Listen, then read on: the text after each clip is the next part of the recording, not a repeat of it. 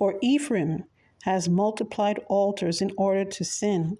He has come to have altars in order to sin.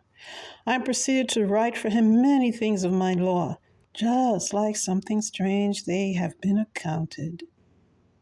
As my gift sacrifices, they kept sacrificing flesh, and they kept eating what Jehovah himself took no pleasure in. Now, he will remember their error and hold an accounting for their sins. To Egypt they themselves proceeded to return, and Israel began forgetting his Maker and building temples. And Judah, for his part, multiplied fortified cities. And I shall certainly send fire into his cities, and it must devour the dwelling towers of each one. Hosea chapter 8, verses 11 through 14. Followed up by Matthew chapter 11, verses 15 through 17.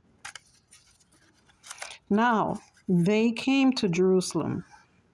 There he entered into the temple and started to throw out those selling and buying in the temple. And he overturned the tables of the money changers and the benches of those selling doves.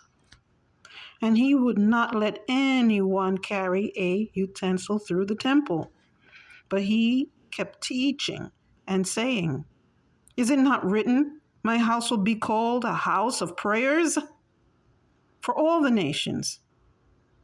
But you have made it a cave of robbers."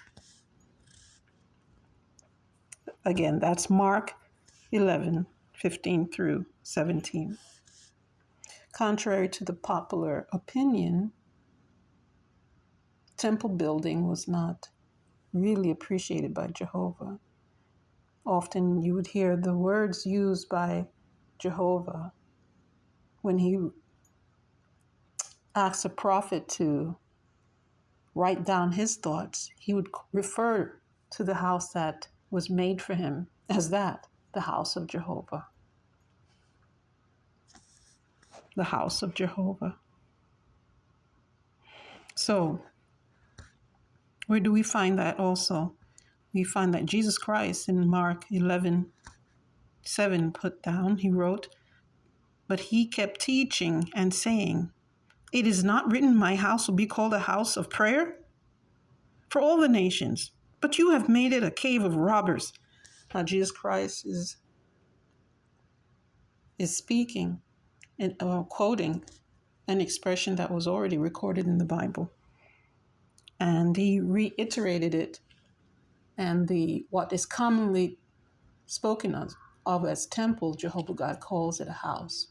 And he said to David, when David said that he wanted to build a house or a temple for Jehovah, he says, where can you build me a house?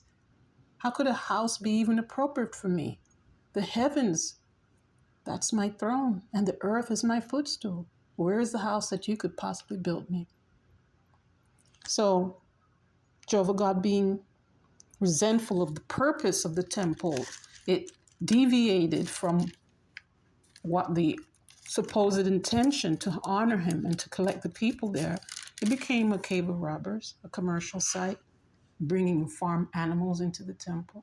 Can you imagine? A holy place, right into the temple, in the temple courtyards, and doing their merchandising right there. And then the temples were used for sacrifices.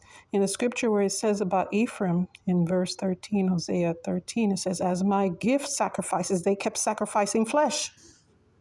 That means human sacrifice, because we know animal sacrifices were appropriate.